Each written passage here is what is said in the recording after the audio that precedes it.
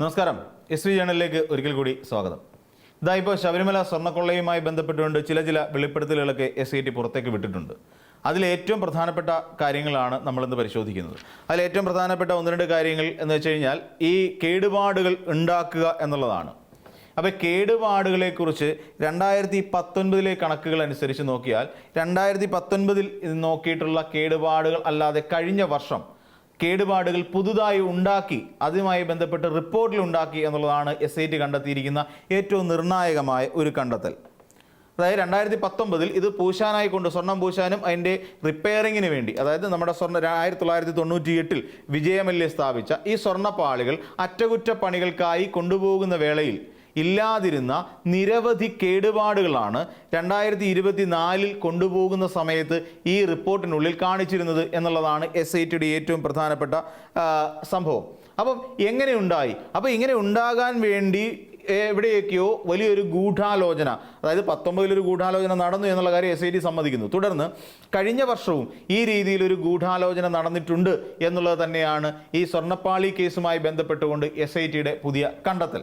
അപ്പോൾ ഇതിനുള്ളിൽ ഇതിനകത്ത് കഴിഞ്ഞ തവണ ഈ PS പ്രശാന്ത് എന്ന് പറയുന്ന ദേവസ്വം ബോർഡ് പ്രസിഡന്റ് ഇടപെട്ടിട്ടാണ് ഇനി ഈ ഉണ്ണികൃഷ്ണൻ പോറ്റിയുടെ കയ്യിൽ കൊടുത്തുവിടേണ്ട എന്ന് തീരുമാനിച്ചത്. ഇപ്പോൾ SIT കണ്ടെത്തിയ ഏറ്റവും പ്രധാനപ്പെട്ട ഒരു കാര്യം, ഇതിൻ്റെ വാറണ്ടി, അതായത് ഈ സ്വർണ്ണപ്പാളികളുടെ വാറണ്ടി ഏകദേശം 40 വർഷത്തേക്കാണ്. ഈ 40 വർഷത്തേക്കുള്ള ഈ വാറണ്ടി ഈ നമ്മുടെ ഉണ്ണികൃഷ്ണൻ പോറ്റി എന്ന് പറയുന്ന ഒരു വ്യക്തിയുടെ പേരിൽ മാത്രമാണ്. അതായത് അദ്ദേഹത്തിൻ്റെ ബാംഗ്ലൂരിലുള്ള വീട്ടിൻ്റെ അഡ്രസ്സിലാണ് ഈ ചെന്നൈയിലെ പങ്കജ് ഭണ്ഡാരിയുടെ സ്മാർട്ട് ക്രിയേഷൻസ് അടിച്ചു വെച്ചിരിക്കുന്നത്. അതായത് ശബരിമലയെന്നോ ദേവസ്വം ബോർഡെന്നോ ഇനി പോട്ടെ സ്വാമി അയ്യപ്പനെന്നോ പോലും ഒരു വരി പോലും അല്ലെങ്കിൽ ഒരു പേര് പോലും ഈ ചെന്നൈ സ്മാർട്ട് ക്രിയേഷൻസ് ഈ സ്വർണ്ണപ്പാളിയുടെ വാറണ്ടി കാർഡിൽ അടിച്ചിട്ടില്ല എന്ന് വെച്ചാൽ ഇതിൻ്റെ പൂർണ്ണമായ അവകാശം മൊത്തത്തിൽ ഉണ്ണികൃഷ്ണൻ പോറ്റിക്കാണ്. ഇതുമൂലം എന്താ ഉണ്ടാകുക എന്ന് ചോദിച്ചാൽ ഇപ്പോൾ ഇതിന് ഇങ്ങനെ ഒരു കേടുപാടുണ്ടാകുന്നു. അപ്പോൾ ആ കേടുപാട് ഇൻവാറണ്ടി അല്ല. അതായത് ഇതിനകത്ത് വരുന്നൊരു കാര്യം ഈ ഫിസിക്കൽ ഡാമേജ് എന്ന് പറയും. അതായത് നമ്മുടെ കൈവിരിപ്പ് കൊണ്ട് അല്ലെ നമ്മൾ എന്തെങ്കിലും തരത്തിൽ അതിൽ ഡാമേജ് ഉണ്ടാക്കുക, ഓട്ടോമാറ്റിക് അല്ലാതെ നമ്മൾ എന്തെങ്കിലും തരത്തിൽ ഡാമേജ് ഉണ്ടാക്കുക, അല്ലെങ്കിൽ രാസവസ്തുക്കൾ ഏതെങ്കിലും നിക്കൽ പോലെയുള്ള രാസവസ്തുക്കൾ ഉപയോഗിച്ച് ഇത് തുടയ്ക്കുക. അങ്ങനെ നമ്മൾ വാങ്ങുന്ന ചില സാധനങ്ങളിലൊക്കെ എഴുതിയിട്ടുണ്ടാവില്ല നമ്മൾ അങ്ങനെയാണ് യൂസ് ചെയ്യേണ്ടതെന്നുള്ള കാര്യം. അപ്പോൾ ആ രീതിയിൽ അങ്ങനെ ഉപയോഗിച്ച് കഴിഞ്ഞാലും ഇതിൻ്റെ വാറണ്ടി നഷ്ടപ്പെടും. അപ്പോൾ അങ്ങനെ വാറണ്ടി നഷ്ടപ്പെട്ട് കഴിഞ്ഞാൽ പിന്നീട് ഈ 40 വർഷത്തെ വാറണ്ടി ഉപയോഗിച്ചുകൊണ്ട് ഇത് അല്ലെങ്കിൽ ഇതിനെ അറ്റകുറ്റപ്പണി നടത്താൻ സാധ്യമല്ല. അപ്പോൾ എന്ത് ചെയ്യും? വാറണ്ടി കാലാവധി തീരും. അപ്പോൾ പുതിയത് അല്ലെങ്കിൽ ഇത് നിർമ്മിച്ചെടുക്കുന്നതിനോ അല്ലെങ്കിൽ ഇതിൻ്റെ അറ്റകുറ്റപ്പണികൾ നടത്തുന്നതിന് വേണ്ടിയിട്ടോ നമ്മൾ വീണ്ടും പണം കണ്ടെത്തേണ്ടതായ ഒരു ആവശ്യം വരും. അപ്പോൾ നിലവിൽ ഈ രീതിയിൽ ഇതിൻ്റെ വാറണ്ടിക്ക് അനുവദനീയമായ കാര്യമല്ല. അതായത് ഇതിന് ഫിസിക്കൽ ഡാമേജ് ഉണ്ടായിട്ടുണ്ട്, രാസപദാർത്ഥം ഉപയോഗിച്ചുകൊണ്ട് ഈ സ്വർണ്ണപ്പാളികൾ ക്ലീൻ ചെയ്തിട്ടുണ്ട് അല്ലെങ്കിൽ തുടച്ചിട്ടുമുണ്ട്. അപ്പോൾ ഈ രണ്ട് സാഹചര്യങ്ങൾ ഉള്ളപ്പോൾ തന്നെ ഇതിന് എന്ത് കിട്ടില്ല? വാറണ്ടി കിട്ടില്ല. അപ്പോൾ എന്ത് ചെയ്യാം? സ്വാഭാവികമായും ഈ പറയുന്ന ഉണ്ണികൃഷ്ണൻ പോറ്റി എന്ന് പറയുന്ന പെരുങ്കള്ളന് നേരിട്ട് ഇറങ്ങിച്ചെന്നുകൊണ്ട് പണം പിരിക്കാൻ കഴിയും അറ്റകുറ്റപ്പണിക്ക് വേണ്ടിയിട്ട്. നിലവിൽ അങ്ങനെ ആ രീതിയിൽ ഉണ്ണികൃഷ്ണൻ പോറ്റിക്ക് ഒരു വലിയ രീതിയിൽ ധനസമാഹരണം നടത്താൻ കഴിയും എന്ന ഒരു അവസ്ഥ ഉണ്ടാക്കി വെച്ചതും ഈ പറയുന്ന ശബരിമലയിലെ ദേവസ്വം ഉദ്യോഗസ്ഥർ തന്നെയാണ് എന്നുള്ളതാണ് SITയുടെ ഒരു കണ്ടെത്തൽ. ആ രീതിയിൽ റിപ്പോർട്ടിൽ വലിയ മാറ്റങ്ങൾ വരുത്തി. പിന്നീട് ഇതിനകത്ത് നമുക്കൊന്ന് ഉയരുന്ന ഏറ്റവും പ്രധാനപ്പെട്ട ഒരു സംശയം, ഈ പറയുന്ന ഉണ്ണികൃഷ്ണൻ പോറ്റിയുടെ പേരിൽ മാത്രമായി എന്തിന് ഈ 40 വർഷത്തെ വാറണ്ടി അടിച്ചു എന്നുള്ളതാണ് അതിനകത്ത് കാര്യം. അദ്ദേഹത്തിൻ്റെ പേരിൽ വാറണ്ടി അടിക്കുന്നത് കൊണ്ടാണ് എന്ത് സംഭവിക്കുക? സ്വാഭാവികമായിട്ടും ഉണ്ണികൃഷ്ണൻ പോറ്റിയുടെ ചുമലിലേക്ക് ഇതിൻ്റെ ഭാരിച്ച ഉത്തരവാദിത്തം വരിക. അങ്ങനെ വരുമ്പോഴാണല്ലോ ഉണ്ണികൃഷ്ണൻ പോറ്റിക്ക് നേരിട്ട് ഇറങ്ങിച്ചെന്നുകൊണ്ട് ശരിക്കും ഈ പണം പിരിക്കാൻ കഴിയുക. അപ്പോൾ സ്വാഭാവികമായി അത് സംഭവിക്കുന്നു. അപ്പം ഇവിടെ നമുക്കറിയാവുന്ന പോലെ ഉണ്ണികൃഷ്ണൻ പോറ്റിയും അവിടെ ശബരിമലയിലെ മേൽശാന്തി അടക്കമുള്ളവർ ഇതിനകത്ത് കുറ്റക്കാരാണ് എന്ന് നമുക്ക്, അല്ലെങ്കിൽ തന്ത്രി അടക്കമുള്ളവർ അതിനകത്ത് കുറ്റക്കാരാണെന്ന് നമുക്ക് പറയേണ്ടി വരും. എന്നാൽ ഉണ്ണികൃഷ്ണൻ പോറ്റി ഇത്തരത്തിലൊരു 2019 പ്രവർത്തിച്ചു എന്നുള്ള കാര്യം കൃത്യമായി മനസ്സിലാക്കിയ ഒരാളാണ് PS പ്രശാന്ത് എന്ന് പറയുന്ന അന്നത്തെ ദേവസ്വം ബോർഡ് പ്രസിഡന്റ്. അപ്പോൾ അങ്ങനെ വന്ന സാഹചര്യത്തിലാണ് ഈ ദേവസ്വം ബോർഡ് പ്രസിഡന്റായിരുന്ന PS പ്രശാന്ത് തൊട്ടടുത്ത തവണ ഇത് ശബരിമലയിൽ നിന്ന് അറ്റകുറ്റപ്പണിക്കായിട്ട് ഉണ്ണികൃഷ്ണൻ പോറ്റിയെ ഏൽപ്പിക്കേണ്ട എന്നൊരു തീരുമാനമെടുക്കുകയായിരുന്നു.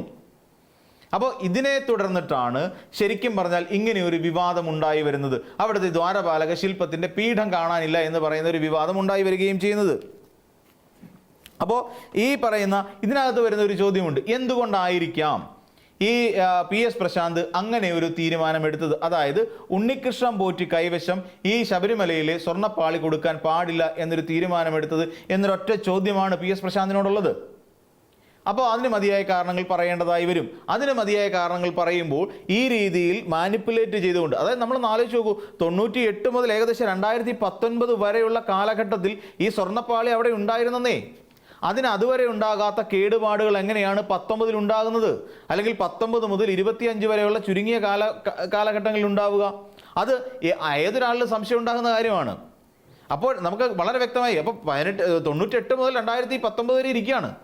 അപ്പോൾ ആ കാലത്ത് ഒന്നും ഒരു പ്രശ്നമില്ല.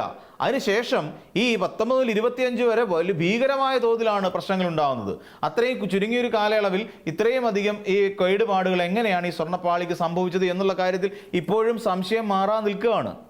അപ്പോൾ എന്നിട്ടാണ് ഈ പറയുന്ന കാര്യങ്ങളെല്ലാം കൂടെ രേഖകളിൽ ഉൾപ്പെടുത്തിക്കൊണ്ട് ദേവസ്വം ബോർഡിന് അയക്കുന്നത്. അപ്പോൾ ഈ രീതിയിലുള്ള ഒരു വലിയ കള്ളത്തരം, ഇതിനകത്ത് നമുക്ക് പലരെയും സംശയിക്കത്തക്ക രീതിയിൽ ഒരു വലിയ കള്ളത്തരം ഇതിനകത്ത് നടന്നതായിട്ട് വേണം മനസ്സിലാക്കാൻ. ഇതിനകത്ത് ഏതെങ്കിലും തരത്തിലുള്ള രാഷ്ട്രീയ ഇടപെടൽ നടന്നിട്ടുണ്ടോ? ഈ ശബരിമല സ്വർണ്ണക്കൊള്ള എന്ന് പറയുന്ന ഒന്നിനെ ഈ പറയുന്ന നമുക്കറിയാവുന്നതുപോലെ ആഗോള അയ്യപ്പ സംഘവുമായി ബന്ധപ്പെടുത്തിക്കൊണ്ട് മുന്നോട്ട് കൊണ്ടുപോകുന്നതിന് വേണ്ടി, അപ്പോൾ ആഗോള അയ്യപ്പ സംഗമത്തിൽ പിന്നെ അവിടെ UDF ശരിക്കും ഭയന്നത് എന്താണെന്ന് ചോദിച്ചാൽ, ആഗോള അയ്യപ്പ സംഘവുമായി ബന്ധപ്പെട്ടുകൊണ്ട് ഇതിനകത്ത് രാഷ്ട്രീയ വശം ഇങ്ങനെയാണ്. ഇവിടെ LDFനെ അനുകൂലിച്ചുകൊണ്ട് നായർ NSS എന്ന് പറയുന്ന സംഘടന വരുന്നു. അവിടുന്ന് SNDP ഇങ്ങോട്ടേക്ക് ഒരു പിന്തുണ പ്രഖ്യാപിക്കുന്നു. അതോടൊപ്പം തന്നെ മറ്റ് സംഘടനകൾ, ഹിന്ദു സംഘടനകളെല്ലാം ഇതിനകത്തേക്ക് ഉൾച്ചേരുകയും ചെയ്തു. കാര്യം എന്താ? ശബരിമല ആഗോള അയ്യപ്പ സംഗമം ശബരിമല മാസ്റ്റർ പ്ലാൻ തയ്യാറാക്കുന്നതുമായി ബന്ധപ്പെട്ടും കൂടുതൽ ചർച്ചകൾ നടത്തുന്നതിന് വേണ്ടിയിട്ട് എന്തൊക്കെ മാറ്റങ്ങൾ വരുത്താൻ തുടങ്ങിയ കാര്യങ്ങളെക്കുറിച്ച് ചർച്ച ചെയ്യുന്നതിന് വേണ്ടിയിട്ടുമായിരുന്നു അന്ന് ആ അയ്യപ്പ സംഗമം സംഘടിപ്പിച്ചത്. ഇത് UDFനെ സംബന്ധിച്ചിടത്തോളം ഇത് വലിയ ക്ഷീണമാക്കി. കാര്യം എന്താ? ഇവിടുത്തെ പല ഹൈന്ദവ സംഘടനകളും ഇവർക്കൊപ്പം ചേരുന്നു, അത് ബ്രാൻഡ് ചെയ്യപ്പെടുന്നു.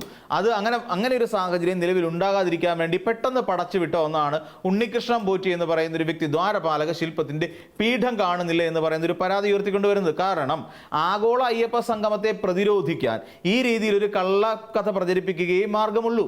അപ്പോൾ ആ കള്ളം ഇവിടെ മാധ്യമങ്ങളുടെ മുന്നിൽ ഉണ്ണികൃഷ്ണൻ പോറ്റി പറയുന്നു. അപ്പോൾ അങ്ങനെ പറഞ്ഞ അപ്പോൾ ഉടനെ അന്വേഷണം പ്രഖ്യാപിക്കുന്നു. അതും നിയമസഭയിൽ VD സതീശൻ എന്ന് പറയുന്ന ഇന്നത്തെ മുഖ്യമന്ത്രി, അന്ന് പ്രതിപക്ഷ നേതാവ് ഉയർത്തിക്കൊണ്ടുവന്ന ആ വാദത്തിന് മുഖ്യമന്ത്രി അന്വേഷണം ഉത്തരവിട്ടുകൊണ്ടായിരുന്നു അതിന് മറുപടി നൽകിയത്. അങ്ങനെ അന്വേഷണം നടക്കുന്ന സാഹചര്യം. ആ അന്വേഷണത്തെ തുടർന്നിട്ടാണ് ഈ ദ്വാരപാലക ശില്പത്തിന്റെ പീഠം ഈ ഉണ്ണികൃഷ്ണൻ പോറ്റിയുടെ സഹോദരിയുടെ വീട്ടിൽ നിന്നും കണ്ടെത്തുകയും ചെയ്യുന്നത്. അപ്പോൾ സ്വാഭാവികമായും ഇവിടെ ഒരു ഉണ്ടായ ഡാമേജ് മാറ്റാൻ വേണ്ടിയുള്ള ശ്രമമായിരുന്നു. പിന്നീട് എന്ത് ചെയ്തു? ഈ കേസ് വീണ്ടും അന്വേഷണത്തിലേക്ക് പോവുകയും ഇവിടെ സർക്കാർ അങ്ങോട്ട് നിർദ്ദേശിച്ചിട്ട് ഹൈക്കോടതി അവിടുന്ന് SIT ഒരു സ്പെഷ്യൽ ഇൻവെസ്റ്റിഗേഷൻ ടീമിനെ ഏൽപ്പിക്കുകയായിരുന്നു എന്നുള്ള കാര്യം നമുക്കറിയാം. അവരുടെ അന്വേഷണത്തിലാണ് കൂടുതൽ ഗുരുതരമായ പ്രശ്നങ്ങൾ ഉണ്ടാകുന്നത്. ഈ പറയുന്ന പോലെ പത്മകുമാർ അടക്കമുള്ള ഇടതുപക്ഷത്തിന്റെ അല്ലെങ്കിൽ CPMുമായി ബന്ധപ്പെട്ട് നിൽക്കുന്ന പല നേതാക്കന്മാരുടെയും കുരുക്കുകൾ എത്തുന്ന നിലയിലേക്ക് കാര്യങ്ങൾ എത്തിപ്പെട്ടു പോയത്. അപ്പോഴും പത്മകുമാർ അടക്കം പറഞ്ഞിരുന്നു ശവം ദീനികളല്ല എന്ന് ഒരു ഘട്ടത്തിൽ പറഞ്ഞിരുന്നു. അപ്പോൾ അതിൽ നമ്മൾ മനസ്സിലാക്കേണ്ട തന്ത്രി അതിനകത്ത് ഉൾപ്പെട്ടിട്ടുണ്ട് എന്നുള്ള നിലയിലേക്ക് വന്നു. തന്ത്രിയെ ഈ പോലീസ് SIT അറസ്റ്റ് ചെയ്യുന്ന സാഹചര്യം ഉണ്ടായപ്പോഴാണ് ഇവിടെ കൂടുതൽ വിവാദങ്ങളിലേക്ക് പോകുന്നത്. തന്ത്രി കുറ്റക്കാരനല്ല എന്നുള്ള തരത്തിലേക്കും ഹൈന്ദവ സംഘടനകളായ സംഘപരിവാർ അടക്കം തന്ത്രിയെ അനുകൂലിക്കുന്ന ഒരു നിലപാട് സ്വീകരിക്കുകയും ചെയ്തിരുന്നു. അപ്പോഴും ഇവിടെ ശബരിമലയുമായി ബന്ധപ്പെട്ടുള്ള സ്വർണ്ണക്കൊള്ള കേസിന്റെ യാതൊരു കാര്യങ്ങളും പുറത്തേക്ക് വരുന്നുണ്ടായിരുന്നില്ല. അപ്പോഴാണ് CPM വല്ലാത്ത ഒരു പ്രതിരോധത്തിലേക്ക് പോകുന്ന സാഹചര്യത്തിലാണ് ഈ കള്ളൻ ആയ ഉണ്ണികൃഷ്ണൻ പോറ്റി സോണിയാഗാന്ധിയോടൊപ്പം നിൽക്കുന്ന ചിത്രങ്ങൾ വൈറലായത്, എല്ലായിടത്തേക്കും എത്തിയത്. അതിൽ അടൂർ പ്രകാശ് ഉണ്ടായിരുന്നു, ആന്റോ ആന്റണി ഉണ്ടായിരുന്നു, പത്തനംതിട്ട MP. അപ്പോൾ ഇവരെല്ലാം ഉണ്ടായിരുന്ന ഒരു സാഹചര്യത്തിൽ ജെൻ ബർട്ടൺ എന്ന് പറയുന്ന അവിടെ ഈ UPയുടെ ചെയർമാനായി അല്ലെങ്കിൽ UPയുടെ ചെയർപേഴ്സണായി സോണിയാഗാന്ധി ഇരിക്കുന്ന സമയത്താണ് ശരിക്കും ഇദ്ദേഹം ഉണ്ണികൃഷ്ണൻ പോറ്റി സന്ദർശനം നടത്തിയിരിക്കുന്നത്. അത്രത്തോളം Z+ കാറ്റഗറി സുരക്ഷയുള്ളപ്പോൾ അതൊക്കെ എങ്ങനെ സാധിച്ചു? കരുണാകരന് പോലും സാധിക്കാത്ത കാര്യം ഉണ്ണികൃഷ്ണൻ പോറ്റിക്ക് ഇങ്ങനെ സാധിച്ചു. അടൂർ പ്രകാശിന് ഗിഫ്റ്റുകൾ നൽകിയിട്ടുണ്ട്. അടൂർ പ്രകാശ് സമ്മതിച്ച കാര്യമാണ്, അത് ഈന്തപ്പഴമാണെന്ന് മാത്രം. അപ്പോൾ ഇതെല്ലാം കൂടെ ചേർത്ത് പരിശോധിക്കുമ്പോൾ ഇതിനകത്ത് ഈ CPM എന്ന് പറയുന്ന ഒരു രാഷ്ട്രീയ പാർട്ടിയെ തകർക്കുന്നതിന് വേണ്ടിയിട്ടും അല്ലെങ്കിൽ ഇടതുപക്ഷത്തിന് എതിരായി വലിയൊരു ആയുധമാക്കി എടുത്തുയർത്തിക്കൊണ്ടുവന്ന ഒന്നായിരുന്നു ദ്വാരപാലക ശില്പത്തിന്റെ പീഠം കാണുന്നില്ല എന്ന് പറയുന്ന ഒരു വലിയ വിവാദം. സ്വാഭാവികമായും ഹൈന്ദവ സംഘടനകളും ഒരു ഹൈന്ദവ വോട്ടുകളുടെ ഒരു ഏകീകരണം ഇതിന് ബദലായി കേരളത്തിൽ ഉണ്ടാകുമെന്നാണ് UDF കരുതിയത്. എന്നാൽ അത് ഇത്രയും വലിയൊരു കുരുക്കായി മാറും എന്നുള്ള കാര്യം അറിയില്ലായിരുന്നു. ഇപ്പോഴും ഈ അന്വേഷണമൊക്കെ ഇനിയും മുന്നോട്ട് പോകുന്നൊരു സാഹചര്യം ഇപ്പോൾ അറിയാം PS പ്രശാന്ത് 2024 ഈ സ്വർണ്ണപ്പാളി കൊടുത്തുവിടാൻ തയ്യാറായില്ല എന്ന് തന്നെ പറയുന്ന ഒരു കൺക്ലൂഷനിലേക്ക് എത്തി നിൽക്കുന്നു. കൺക്ലൂഷൻ ആയിട്ടില്ല, അന്വേഷണത്തിൽ അവരുടെ ഒരു നിഗമനം പുറത്തേക്ക് വന്നിരിക്കുകയും ചെയ്യുന്നു. അപ്പോൾ മറ്റൊരു വീഡിയോയുമായി നമുക്ക് വീണ്ടും കാണാം.